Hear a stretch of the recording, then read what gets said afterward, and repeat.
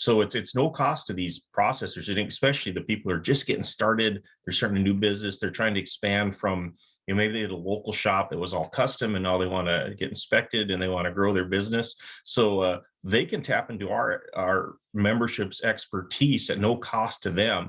Welcome to MeatsPad, a platform dedicated to sharing breakthrough knowledge that is accessible to the meats industry. On each episode, we will hear from meat specialists and professionals to talk about numerous topics in meat science. This podcast is brought to you by the U.S. Meat Export Federation, the Niche Meat Processor Assistance Network, UltraSource, the new standard for innovation. Viscofan is a global leader and innovative partner in the food industry who provides solutions for the casing market. IFA, slaughter and meat processing tools. SmartLockerUSA.com. Safe for butchers, simple to use, but not vegan friendly. Hello, meat folks. Welcome back to the MeatsPad podcast. This is Phil Bass. Francisco is out making the world a better place for us meat enthusiasts. Today, I have a member of, not just a member, a staff member of the American Meat Science Association, my beloved organization, Dr. Rob Maddock. Dr. Maddock, thanks for joining us. Glad to be here today. So tell us a little bit about your position, because this is a newer position. It's a different focus that AMSA is now starting to provide, and it's a cool opportunity for the greater industry to use the network and resources that AMSA has to further the industry along. So tell us a little bit more about it. Yeah, so this position came from the initiative that started in DC with supply chain and the investment that USDA has made into expanding meat processing in the United States, especially I'd say more local, regional. A lot of people may have seen the various grant programs that have been available, inspection readiness, and then the meat poultry expansion, and another one's the intermediate lending program. And I think as USDA started putting those programs together and gathering up the funding, they realized that they were going to need some technical experts to help these small and medium and even large processors as they work through these programs, and especially those that receive funding to actually use these grant dollars to do what they said they're going to do. And that was where this came from. And so there's actually several groups that are involved in the Technical Assistance Network, and we are one of those, and some others that your people might know, like AMPS, American Association of Meat Processors, is another one. AURI out of Minnesota, that's Egg Utilization Research Institute, is a partner, as well as the Niche Meat Processors Network out in the Pacific Northwest, and Intertribal Egg Council. And then the lead institution actually is called Flower Hill Institute, and they're a non-government or an NGO that does a lot of egg development projects, and they took on this as part of their portfolio.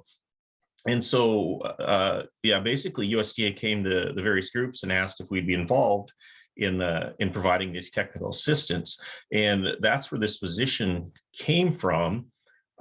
So we're a partner there, and again, there's technical assistance providers in all of those different organizations. Some have one, some have a couple, and our role primarily is to provide technical assistance to meat processors. Is just kind of makes sense. And it's not just those processors who were involved in the grant programs, but it's now come to expand to basically we can provide assistance to basically any meat processor who needs it. And AMSA is really well positioned because, of course, our membership has any sort of expertise you might need, anyway from live animal through to the process and everything in between. So we're really well positioned to provide a lot of technical assistance. The other thing that was an impetus for USDA is, if you look at, I forget the number, but there's 5,000 or 6,000 federally inspected plants in the United States, and I think there's a 22 extension meat specialists. And so we're actually providing some support to those people as well. They can't answer all the questions and provide all the assistance. So get this network of people, and we got several focuses, anywhere from helping plants apply for grants all the way through building, business planning, feasibility studies, operational things, trying to find labor needs. It's kind of a cool thing. And so that's how we got involved in this. And so then late last spring, the position got announced then on AMSA, and I had a 22-year academic career, and I wasn't necessarily looking for something, but saw the position description, and it looked pretty fun. Basically, providing assistance, developing training resources for meat processors, and so I contacted Colette Castor at AMSA and asked about the position, and she was her response was, "Are you thinking about applying for that?" And I said, I might do that. It sounds pretty cool." And so I took a little leap, left academics again after a long time, and started doing this position. I want to talk more. Well, first, I mean, we definitely need to get into your background a little bit, because I think that's going to really clarify even more to the folks listening out there just how great of a resource you are, and then also the network that you have connected to you through the American Meat Science Association. But I also want to make sure that we talk just a little bit more in depth on what some of those services are provided that you can provide. And so you mentioned building layouts, lot of new outfits that are trying to plan from the ground up, literally. How do we build these things? Additional planning, feasibility studies. Oh my gosh! So I looked at some of the applications to apply for some of all this massive amount of funding that the government was trying to give out, but it was so inhibitory that an academic such as myself that works through applications was almost paralyzed by how to get through that. And so that's something that you're able to provide. Is that right? Yes, definitely. And depending on the volume, obviously, we probably can't do a full-blown feasibility study for everyone who might need one. Sure, yeah. But we can certainly help providing inputs, numbers. We intend, if the numbers, if hopefully we get enough response here, that we'll start tapping into our membership. And the cool thing is we have money from USDA that we can actually pay our membership as consultants to help out these meat processors to do these things. So it's no cost to these processors, and especially the people who are just getting started. They're starting a new business. They're trying to expand from, maybe they had a local shop that was all custom, and now they want to get inspected and they want to grow their business. So they can tap into our membership's expertise at no cost to them, at least for the next couple of years, as we've got these USDA dollars available to us. But yeah, we can, by the time if we get into our membership, there isn't a whole lot of expertise that we don't have right in front of us. And so one of my big jobs then is I get requests for technical assistance, is to go grab the right AMSA member. We got quite a few that have already agreed to help us out and get them hooked up with the plant or the business, and they can work together on these things. So that's kind of a pretty cool thing for people starting business, because trying to find help, and again, extension people, university people, they're always glad to help, but there's a limit. I mean, there's only so many hours, only so many things you can do. So that's kind of a cool thing for those guys, or all those processors and people that are starting new businesses or trying to expand, or maybe they have an existing business and they're struggling a little bit. So we're doing some help for those people too. The Niche Meat Processor Assistance Network, American Association of Meat Processors, and Kitchen Table Consultants is proud to present a new mastermind program for scaling meat processors. The Meat Processor Academy Mastermind Program is a year-long peer learning experience that will help you solve the ugliest problems in your meat business. The application deadline for this opportunity is January 10th, 2023, and only 20 meat processors will be accepted into the mastermind program. If you want to learn more and consider applying, go to meatprocessoracademy.com/mastermind program and apply now. Oh my gosh. I am so excited for this, because this is like almost unleashing the power that of the knowledge base that the meat science community has into the industry that we're here to serve, and now we have you as this conduit to help make those connections that much more readily. I know I try to regularly in my home state of Idaho, out there doing my best. But again, I also have classes to teach, research to conduct, and I have a family. Surprise! So yeah, we are limited in time, but we also have this amazing network throughout the American Meat Science Association to reach out to, find that expertise, and beyond just say like the building plans, which are always helpful to work through that, have a couple of different eyes on that, and then the other, just setting up the business itself, or improving the business if it's already one, like you said, a custom operation that now wants to go to inspection. But how about food safety? That's always a big area where we need more expertise to help these plants. Is that something that we could provide as well? Oh yeah, certainly. And I'll say this. So the great thing is we're in the network, and so we have fairly regular calls too. And if you're aware, so AMP, right, has excellent HACCP resources with their staff, and so we can lean into them. But of course, our in AMSA, we've got basically the meat HACCP experts. Basically, are almost all members, and we can rely on those folks to help out build HACCP plans, build those global food safety plans. Yeah, I got a call yesterday from a plant that's not too far from me, and they are ramping up for federal inspection by the end of December. And yeah, their primary need is to walk through their HACCP plans and then their overall food safety plans.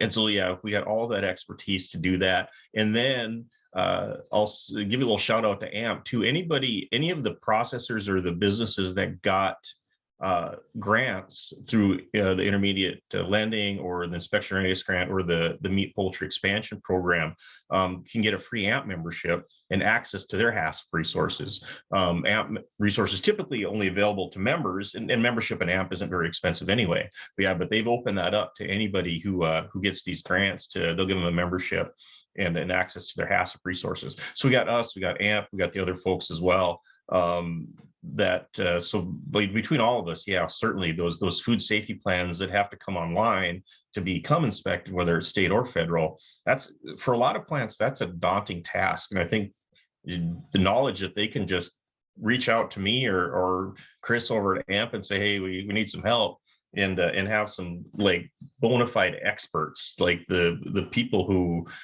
do this for a living, access to those. That's a pretty big deal. Yeah, well, and so you keep mentioning AMP, American Association of Meat Processors, Chris Young leading the charge out there, and we appreciate that sincerely. And if you're for anybody who's of a smaller size meat plant, you definitely need to be a member of that. As Dr. Maddock mentioned, it doesn't cost much, and the resources available to you are just immense. Remember, you may be one soldier in the battle out there, but there are many others, and AMP has that connection of all the other smaller meat processors, and might have a solution because they helped get someone else down the road, and can bring that same solution to you very, very quickly. And again, that's what Dr. Rob here is able to make those connections as well, right? Yeah, definitely. So we mentioned AMPs and their membership. There is a cost to that unless you've received a grant, apparently, which is really cool to know for those who are out there listening and maybe were lucky enough to get one of those. Maybe not lucky, fortunate enough to get one of those. But how about the services that you provide, Rob? Is that only for American Meat Science Association members, or is that to just about anybody who can reach out to you? Anybody. Okay. That actually we not even clarified. USDA has always kind of held that position with their funds that we kind of flow through. Yeah, if you need assistance, it doesn't matter. You don't have to be a member of AMP. You don't have to be a member of anything. You don't have to be AMSA. If you need assistance, yeah, just come to us. There's a couple different ways to get there, but you can find it on the Meat Science website. If you get to find the right link, you can find the MPPTA program there, and there's some background information, and then there's a form there that requests for assistance form that you can fill out, and it's got some background information there. And then I'll probably it'll be me at least for the meantime. We'll reach out to you and see what sort of help you need, and then and said maybe hand you off to one of our experts that is a member. But yeah, it's wide open. Anybody who's looking for any sort of assistance, I would say, even if you don't actually have a meat business and you're thinking about starting one, and you're looking for some technical assistance, we got the people who can help with that. Okay, so just to reiterate, so for those listening out there, that's go to meatscience.org. That's our website. And Yep. then it's M as in mouse, right? Yes. PPTA is the link. Yeah. Okay. And under the MeatScience .org page, there's a sub menu, it's publications and resources. And if you hover over publications and resources, you'll see the USDA, AMS, MPP, TAP is a link you can follow. Okay. There's the information for the folks out there. I mean, what a powerful resource. Don't hesitate. It costs you nothing to at least reach out and start finding out answers to questions you may have. And that's what this is for. That's what the Meat Science Association is for. That's what AMP is for. That's what these other organizations are for. We're here to help. We honestly are. And I know sometimes it takes time to step away from your day-to-day firefighting that everyone is doing in the plants right now. But that investment in time is so crucial, because it's going to make your life better. It's going to improve your business, everything on top of that. So, gosh, I really appreciate these resources, and now we have the way to get to it. But I do want to spend just a few minutes talking about you, Dr. Maddock, and tell the listeners out there, you mentioned you spent 22 years in the academic world. How did you get to where you are right now? And tell us a little bit about your expertise. If you are a meat processor tired of you and your staff making endless phone calls to chase down order details from customers, SmartLockerUSA.com can help. Enjoy 100% customizable online order forms that automatically convert into a butcher sheet ready for your team. Track orders, send order and slaughter appointment reminders, track order history, and build customer profiles. SmartLockerUSA.com. Safe for butchers, simple to use, but not vegan friendly. Okay.